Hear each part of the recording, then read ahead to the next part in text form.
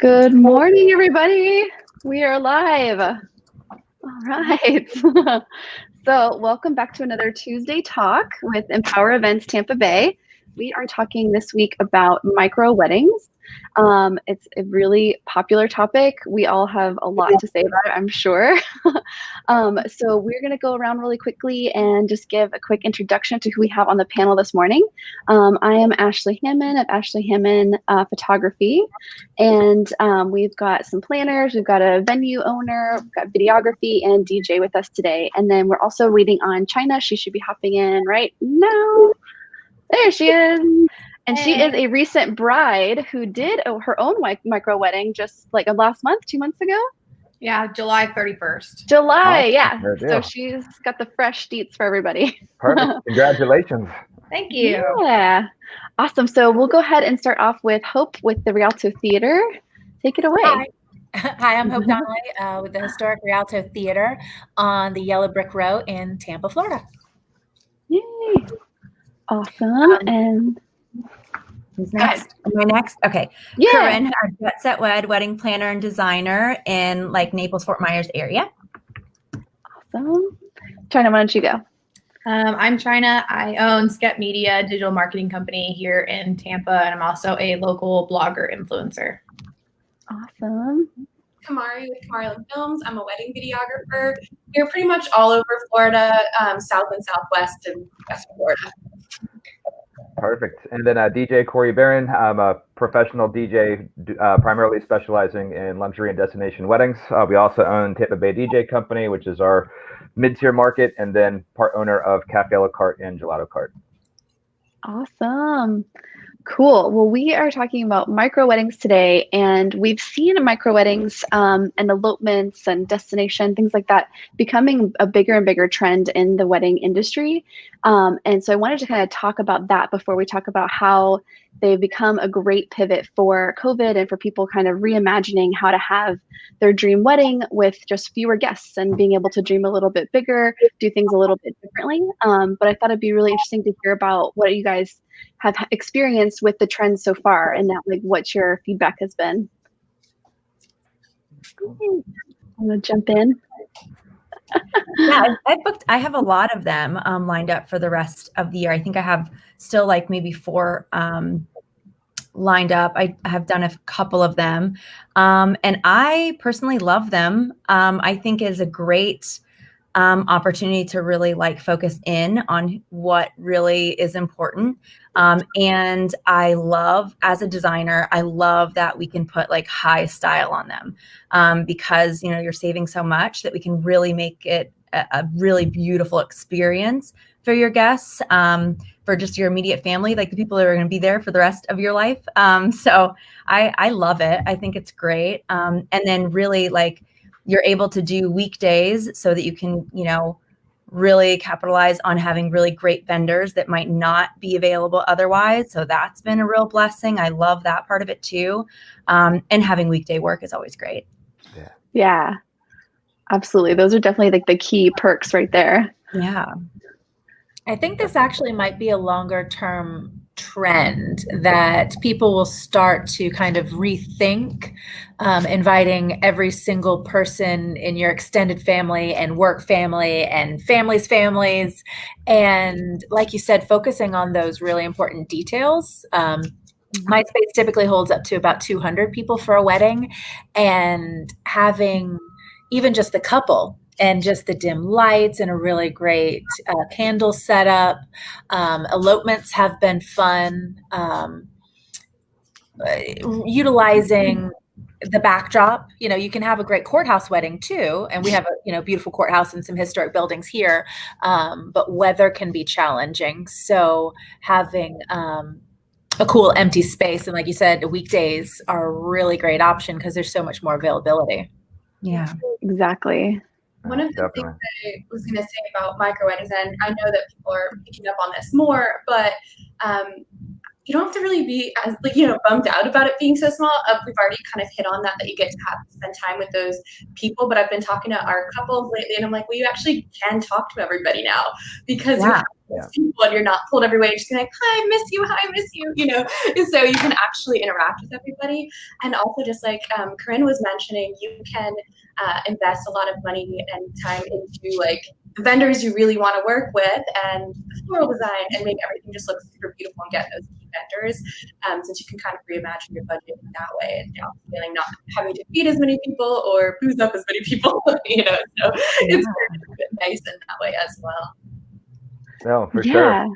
I think the embracing of technology too has been a huge help because with us doing the live streaming, I mean that's been probably the top add-on in the last 6 months, and we do it to a private YouTube.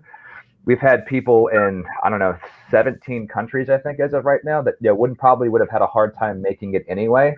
Now I mean now you can technically invite as many people as you want, and you can still capitalize on the experience, like Corinne said, of being able to allocate those extra dollars towards just creating an incredible guest experience, but still being able to impact all of those people that you wanted to have come with you anyway. So that's been a nice change that we've seen. Yeah, we did for our wedding, we did a very non-traditional wedding. We did, we actually planned it from here in Tampa in Captiva Island, Fort Myers area.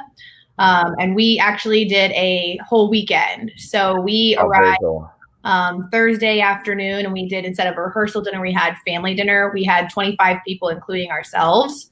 And we rented a giant house that sleeps 30 people. So we had everybody get a negative COVID test before they were allowed to come on property.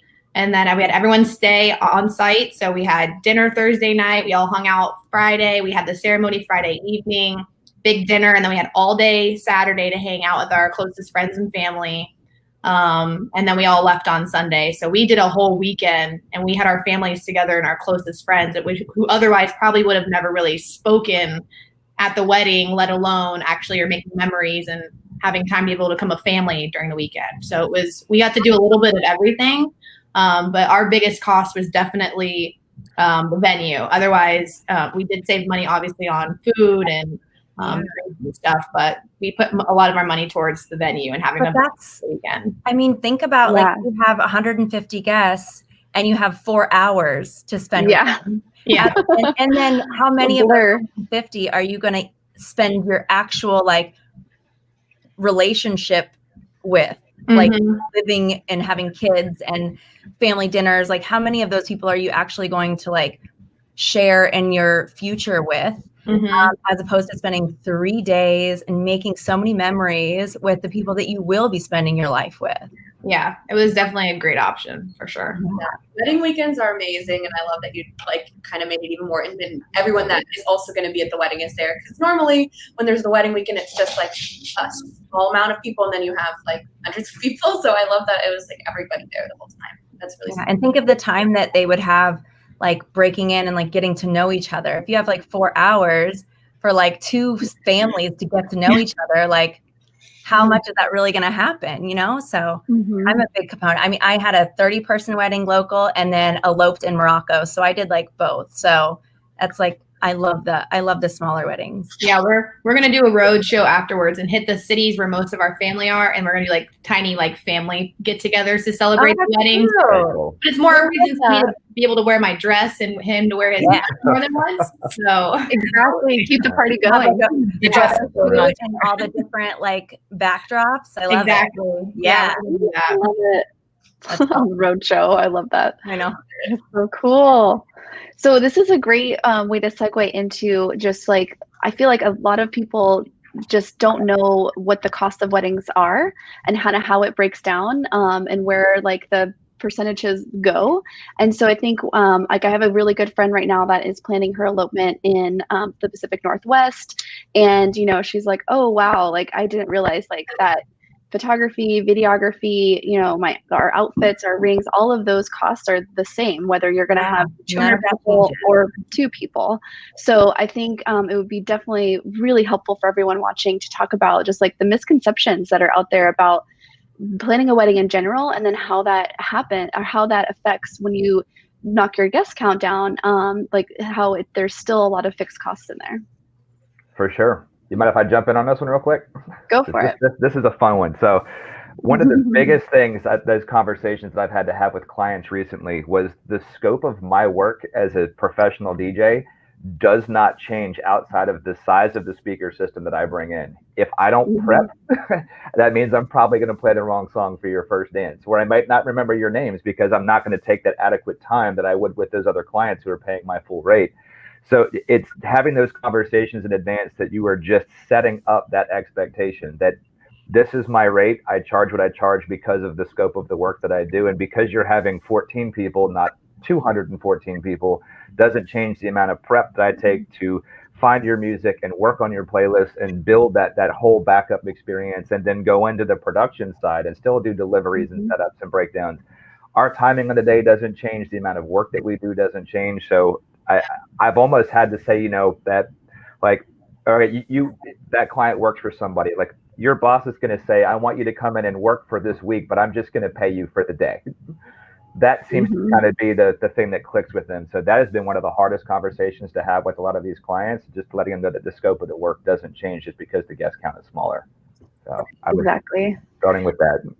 A lot of times I feel like I see couples first, like they just got engaged. Yes, you definitely see them first. Venue. Yep. So I feel a lot of times I'm giving them quite a bit of information and a little bit of a reality check. But we talk about how you have your base cost. So you have your attire and your rings and your venue.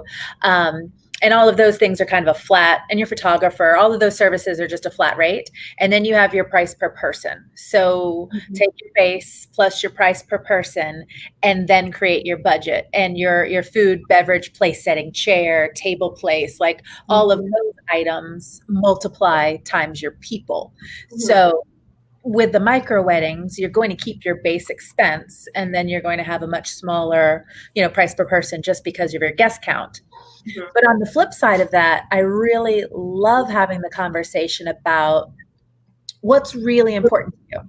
Like, do you not really want a wedding cake? Do you want to bring in a gelato bar? Do you want to bring in a specialty, creation or coffee bar or something different?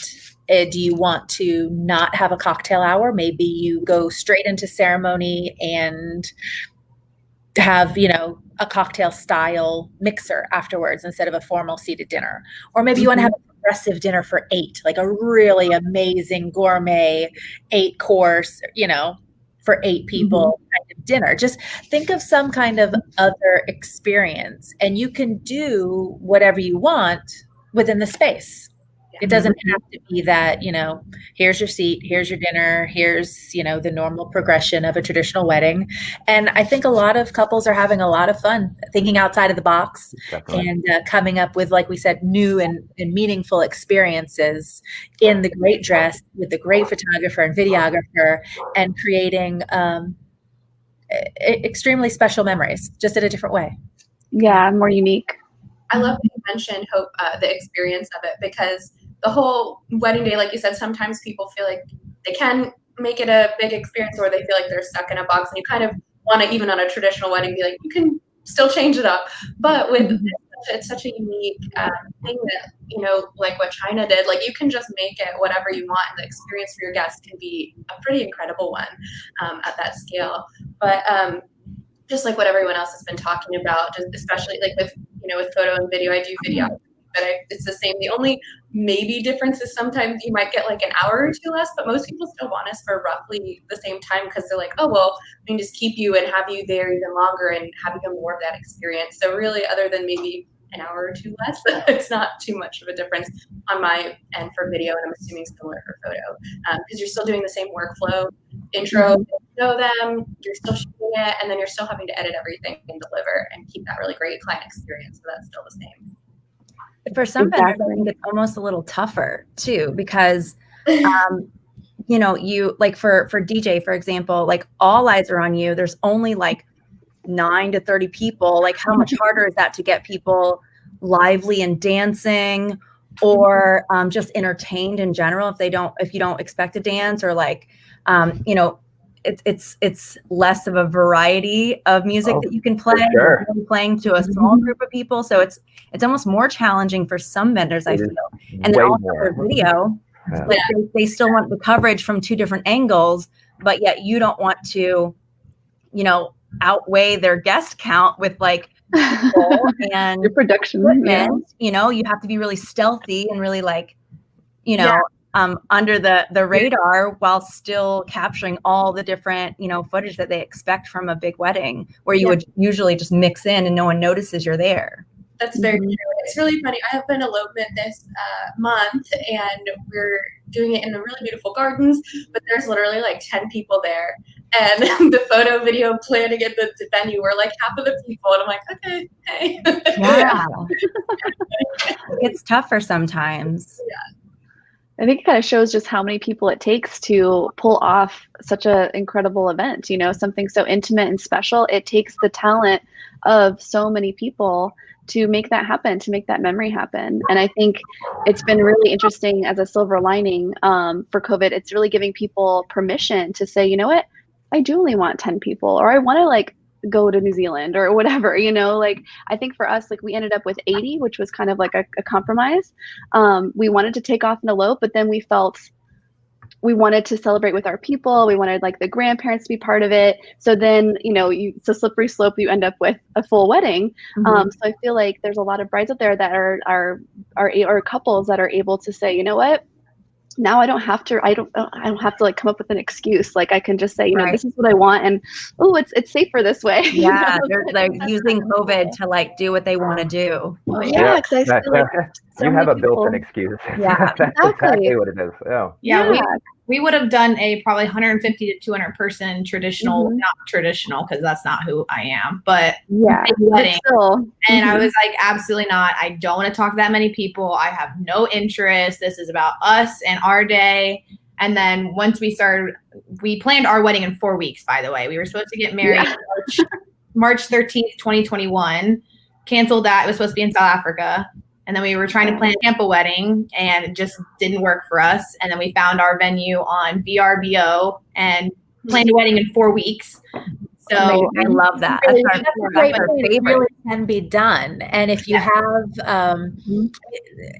Florida in general, and I speak for, Tampa mostly, we have great vendors. We have a lot of really good, talented people to work with.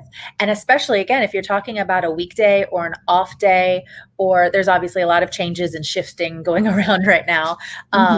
You can put it together. So I think, again, the conversation, you don't have to put it off till 2021, 2022, which some people feel like they have to, again, and because they have to have a certain type of wedding. They have to have a certain guest count or have to meet the expectations of the family and the parents. But you don't have to. You really don't. You can do it in 4 weeks. I think 3 months, is a very reasonable time frame. I've done 2 weeks and less. We've put things together and help people out, but we already had certain elements. So for us, the 4 weeks was doable. And thank God I had a great dress lady who turned it around in 2 weeks, and his suit was done in a week. So we were very lucky with that. But we were able to incorporate all the elements that we wanted to do that we probably wouldn't have thought was okay to do with a big wedding. Like we didn't do traditional vows. We had a toast in the middle of our ceremony. My dad didn't give me away. We played music the entire time. I saw him all day before the wedding, and I saw my family. So we did things that like we would do ourselves without the pressure of appeasing our entire family and everybody else. So I think micro weddings are here to stay. And I think it's the perfect not excuse to do them now is, and everyone else had a great time. And I've seen successful micro weddings, and it's never really been out for people to see before. That's the difference, I think. Now that people are like forced to do them, now there's more examples and there's more future brides to point to, like, oh, this is great, this does work, this, and it kind of normalizes it, which I think absolutely stick a little bit. And you can dream a little bigger. I think for us, like we ended up, there's plenty of areas where we had to just be like, nope, not worth it. It's not a priority. It's cost prohibitive or whatever. But I think when you really do pare it down, like Hope said, to what are your priorities? Like, what do you really care about? And then put it towards that. you can just make such magic. Like, we have such incredible vendors here that are just, we're waiting for these crazy ideas. We're excited to like flex and do something new and do something big. Like, I think it's just so exciting. Yeah. And I was going to say with the timeline as well, like we did, I mean, this was like kind of, they didn't plan it in a week, but they like added on most of their Florida vendors like a week or two before, because they were going to do it, I think in Philadelphia was where they were getting married. And then obviously they couldn't, their restrictions were bigger there. And they were like, well, we're just going to go to Marco Island. So we did it in Marco, like literally everything switched in like 2 weeks for them. And they brought everybody on board then there. And that was in July. So that was really fun. And then I have a wedding this weekend. That's just 40 people. They're doing it outside. They're doing the full wedding day, which is something I think people are like, oh, I don't really want to only do it in 4 hours. You don't have to. You can do the whole day with those people and really spend time and do amazing things. They're doing a full on, like, it's basically going to feel like a big wedding, but it's going to be pared down and more intimate, just 40 people outside. They're going to have a lot of mingling. Your cocktail is going to be like the whole time, which is really cool because you can actually talk to everybody, have drinks, have fun, and get to know everybody even more if you didn't know them beforehand, like the families that didn't know each other, and then just catch up with everybody. So I love that, as well as that it doesn't have to be a quick 2-4 hour thing. It can be the whole day. Yeah, for sure. And kind of touching on what Corinne said a couple minutes ago about that guest experience too. The last 2 weddings that I did back to back, both of them were originally big ones, and then guest counts were under 30 for the first, under 40 for the second. We had a guitarist that we brought in on Saturday for their wedding. They had basically like a soloist hour. And then the wedding I just got back from, they had a comedian. So we had a 6.5 hour wedding with less than 40 people. And like you said, it's hard to engage that type of audience for a long period of time just as a DJ. So we set up different floors so that guests could socially distance themselves, and we had different catering on each level. And then, we had that experience with the comedian being able to come up and entertain people that way. So just thinking outside the box is just really, really cool. Just, being able to stretch that dollar a little bit further to be able to create a better guest experience all the way around is awesome. So just all these ideas I think that have come out in the last couple of months with these has been really, really unique. Yeah. And I think you can also make it like individual experiences for your guests if you have a small number, like you can like touch on what everybody likes and have little bits of your experience that are really catered for each person too, and like notes on the place or on your place settings to each guest, and particular songs that maybe play that are gonna like get Aunt Betty to like get up and be like, oh, that's our song, so it's like it's really like just putting the attention on the people that do matter. And I mean there's savings, but like you said, there's also those base rates, like you said, Hope, that you really have to be ready for. But I think it's a great opportunity to really highlight those people that you really care about. Well, and think of how much easier it is to plan for 20 people, even if you all live in the same town and you're not traveling, but getting to experience some of the things that you may not utilize frequently. Like I can imagine hopping on the pirate taxi or the boats and going along the river and doing, a fun brunch somewhere. And then, like you said, extending the day so you're not just limited to that 4-hour experience, and you really can plan some sights, some mingling, some stronger memories other than just at your reception. And that opens up another point, that you also have availability for a lot of venues that you wouldn't normally, if there's this beautiful dining room of a restaurant that you just like love, if you have, 15 people, you can buy that dining room out. There's a lot of opportunities like courtyards of a place, or, you can be really creative and have weddings in places that do not hold weddings typically. Exactly. Which is really fun. Yeah, there was a trend, pop-up weddings in Baltimore a couple of years ago. And then that I think really kind of spurred the idea of micro weddings, and literally just like guerrilla style, they would show up at like the National History Museum and like get married by the T-Rex, and just like do it, it's so cool. I love that. Yeah, I mean, we're doing an elopement in Maui in February. And, originally the bride is like, I really want it at Four Seasons. I really like it there. And let's do our ceremony in an altar and an arch and all the things. And I was like, you could do that if you had like 200 people too, but you couldn't get married in like a cliffside like off property or a remote beach or the middle of like the woods, if it's just two of you, like you could do that. We could do all of that. And then we can come back to the Four Seasons, have your dinner if you want, that experience too. So those photos sound amazing. I'm already visual. Yeah, like, exactly. and so it's going to be epic. And that's things you can't do with a big party. Even if you had 20 people, you could kind of just show up at a remote beach and have your ceremony anywhere with any, intense backdrop that you could imagine. Yeah. Have you seen the ones on the sandbars in Hawaii? Or they really vote everyone out, and then you get out and you're like in knee deep or sometimes a little higher water, and you have your ceremony with the island behind you from the sand, like inside the water. It's so cool. Yeah, that's pretty special too. Yeah, but you can't logistically boat out 100 people and get them back, and then you're gonna lose hours just transporting people. Right. So we're just like touring around the day before, and this takes a little coaxing because they're like, what? Like, we don't know where we're going to get married until the day before. And I'm like, yeah, because it could be anywhere. Because it's exciting. And so we're just taking a day prior to pick our place and then, have that place the next day. That's really interesting. I like that. That's fun. That's what I call them our adventure elopements. And we've done a lot of them actually. And it's just so successful because you don't have to rent out or reserve a place. It's just the two of you. So you just go to the best backdrop you can find. Yeah, exactly. Photos and videos will be really bomb. So just yeah. And then everyone hearing that. We always like rent matching vehicles so we look like we're important, and we just come out like it's really fun. It's fun for everybody. So exactly. What a great memory. And then I love that Corey, that you're able to really bring in technology and be able to stream it. Like, that's amazing. So you can really, because when we were originally thinking about doing an adventure elopement, we're like, okay, we have to have like the most incredible videographer so that we can relive this experience with all our people like later, like go and visit and watch the video together or do like a premiere or something.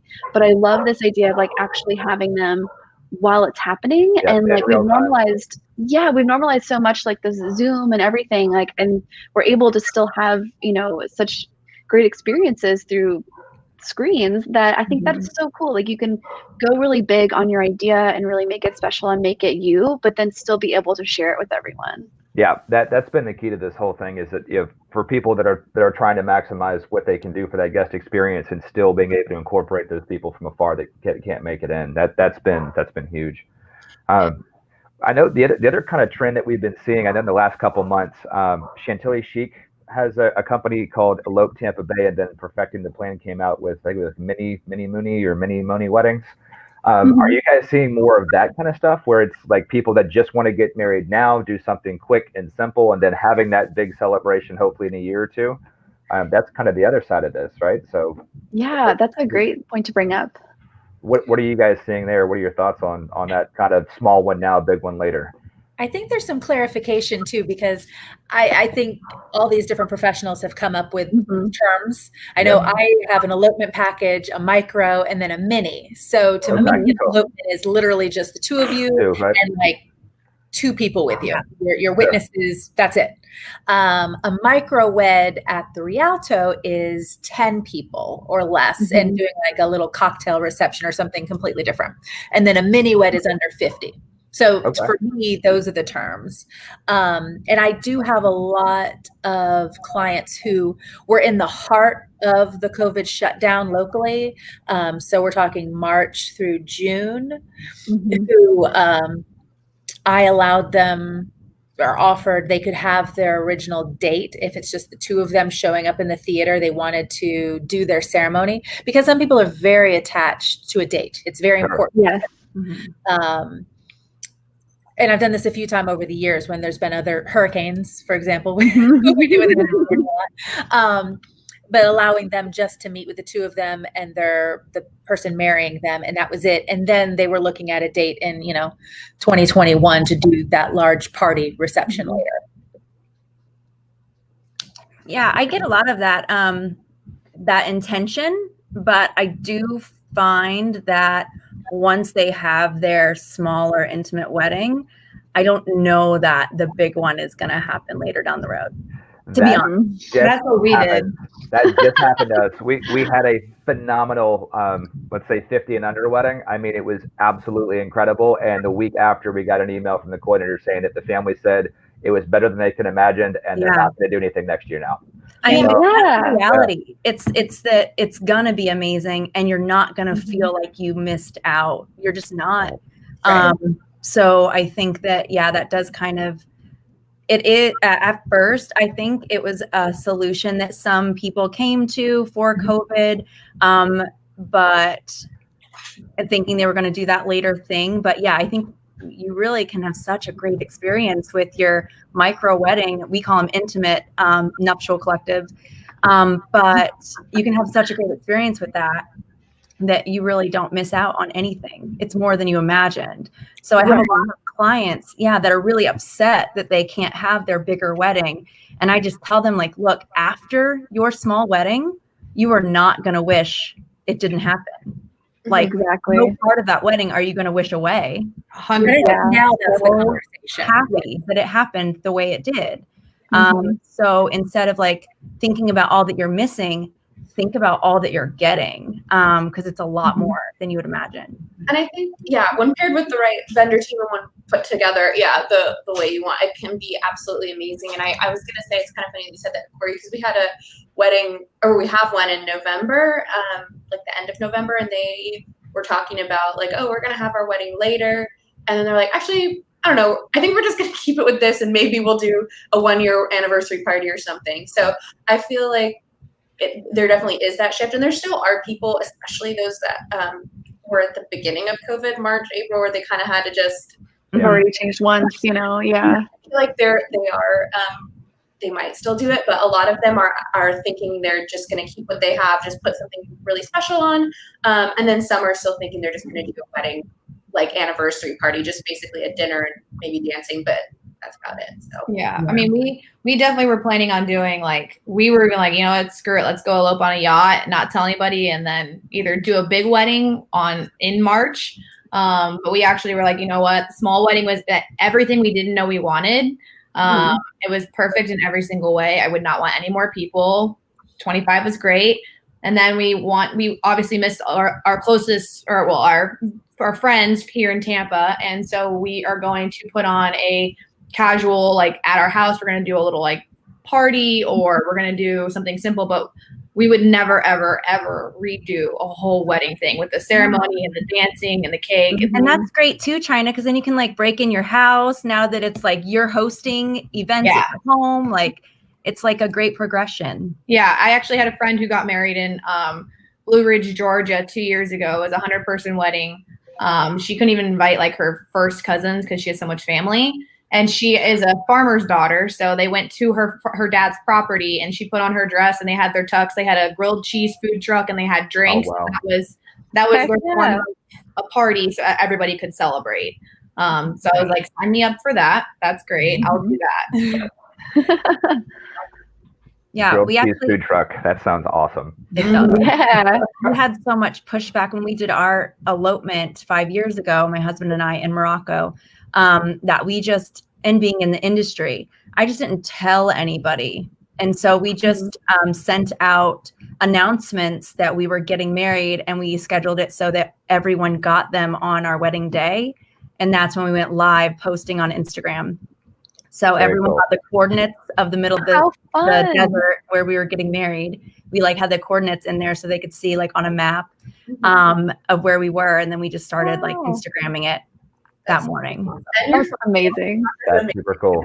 I love your photos and everything. That's a whole different perspective, from that guest experience. That's almost like a treasure hunt for your guests at that point. Yeah, it was really fun. Cool.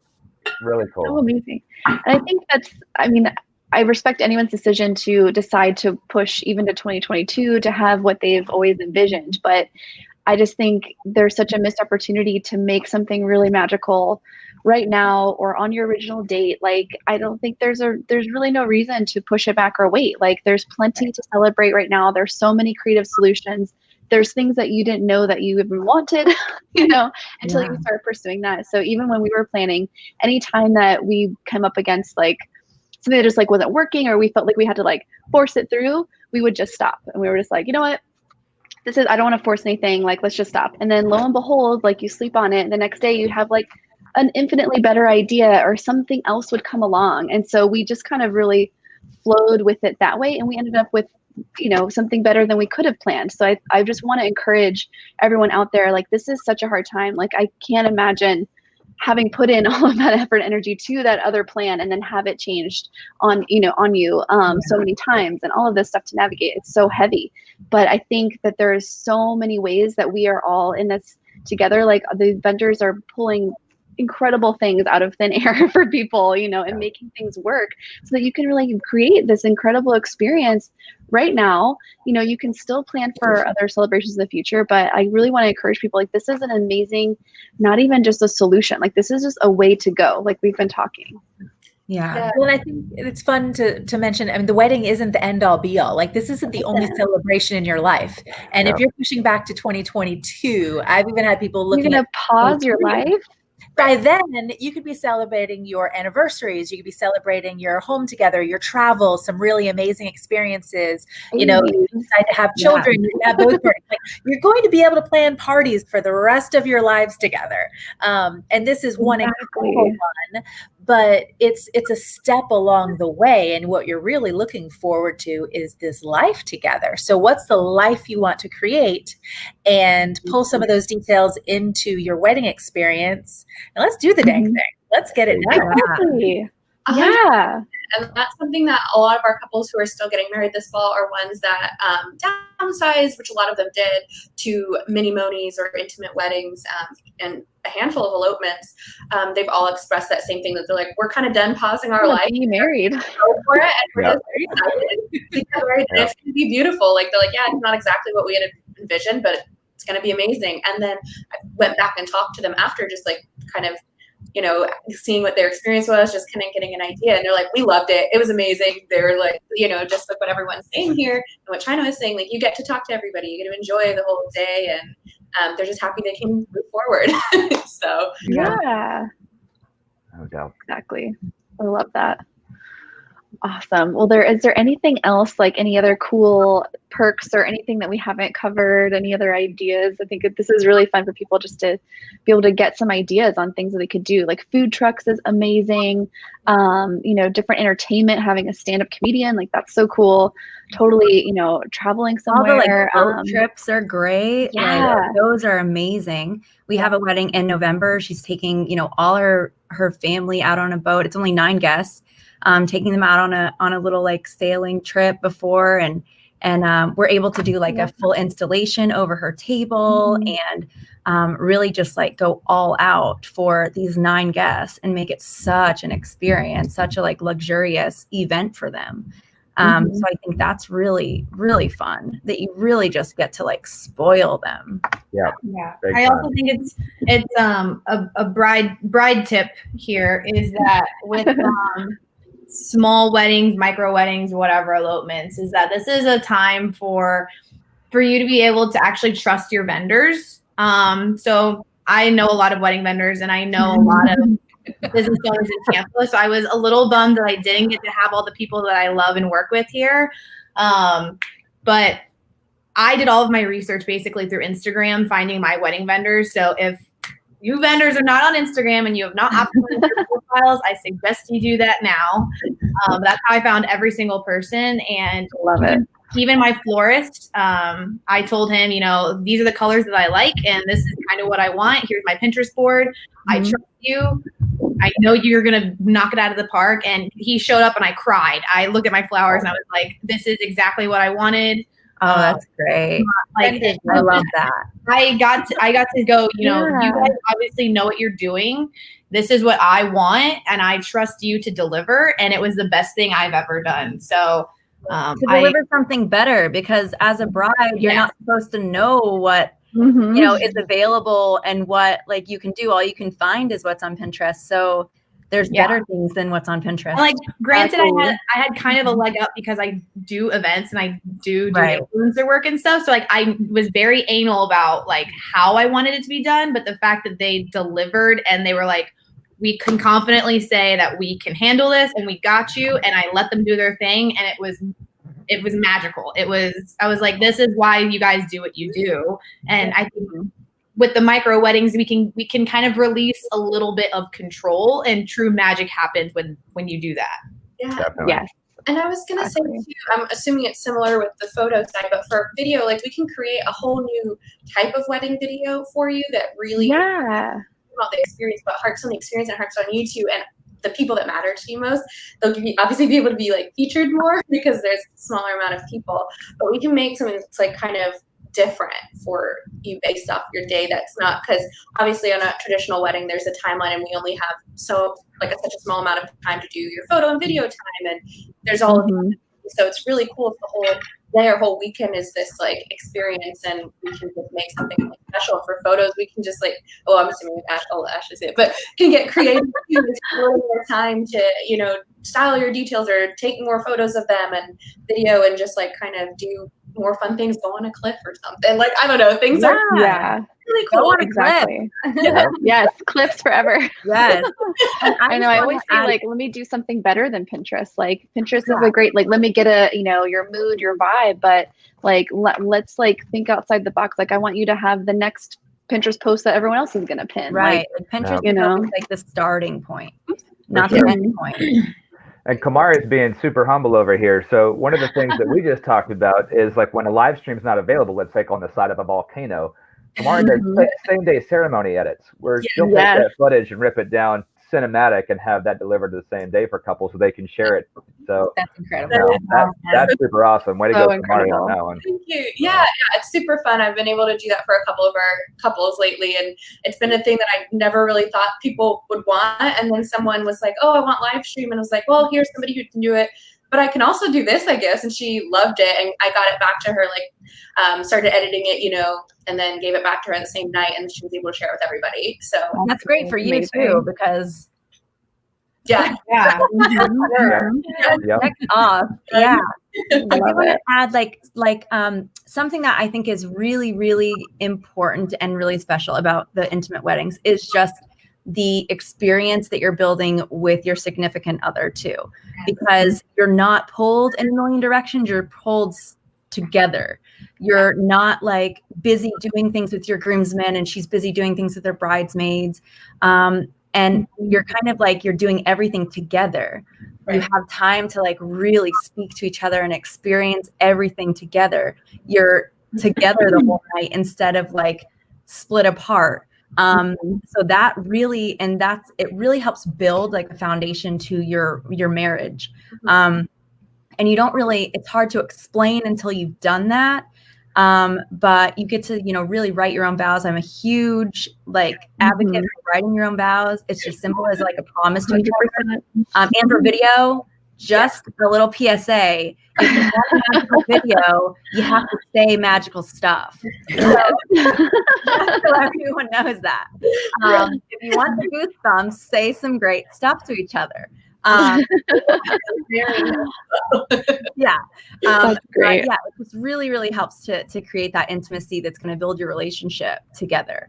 And you can do that at large weddings too. And I encourage people to do that and make time for that. It's just much harder. Yeah, we ended up doing I think it was probably only 25 minutes. We had our reverend special write our entire ceremony. We didn't do any vows, but we also didn't do a first look, traditional first look. He was blindfolded and he only got to hear me and hold my hands. So we got to have a moment right before the ceremony where I got to see him and like fix his bow tie and like ask him if he's ready to see me. And my father also didn't see me. But we exchanged handwritten letters. So once we were right about to walk down the aisle, we both wrote letters to each other on the day of the ceremony and then read them. And then we also did, we wrote letters after the ceremony, before we left for the wedding, to put in a box for our 1 year. So instead of saying them, we got to like physically write them and read them, which was really, really special. That's cool.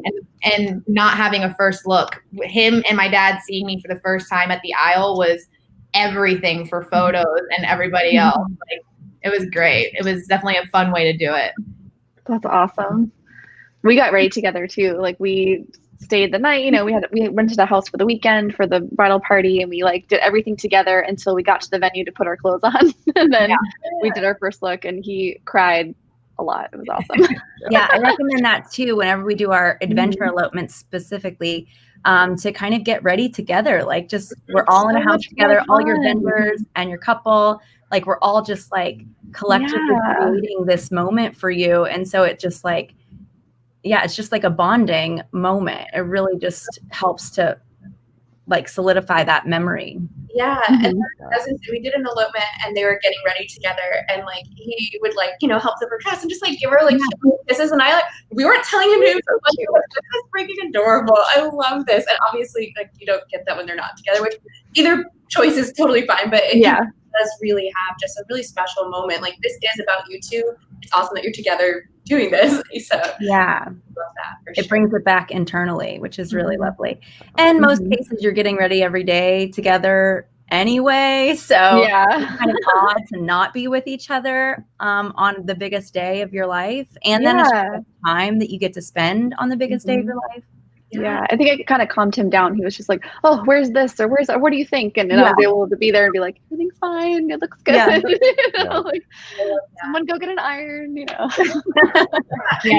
We did everybody in the pool. We did mimosas and stuff until it was like 2:00, and I had to go get ready. But I was there from, like, when I woke up, we had breakfast together. We all hung out in the pool, and then I like left to go get ready or whatever. But it was nice to see everybody the day of and like just kind of relax and unwind, and like the pressure goes away. It was more of like this is, of course I'm going to do this. Of course I'm going to go get ready. Like it was very relaxing. It wasn't like I was on edge or panicked or worried, or it was great to spend time with people the day of.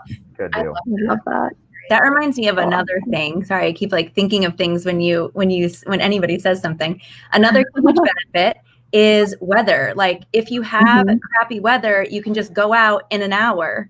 Or if you wake up in the morning and it shows that like a big cloud is going to come by, like at your original planned ceremony, well, you can just like move things up a bit. Like you just have flexibility to just dodge weather with, small groups, or if it's just the two of you. I love that you brought that up, because actually that's happening to us right now this weekend. So we're doing an elopement in St. Augustine, and we're like checking the weather, and we're like, we're going to be up there Friday night. Like maybe we just move it to Friday, or maybe we just move it up 3 hours, or, like it's a total game change on like stress and pressure. You don't have to worry about your tent backup. You don't have to worry about sogginess. Like you can literally just like change it up a little bit. Like it's so much easier. That's very true.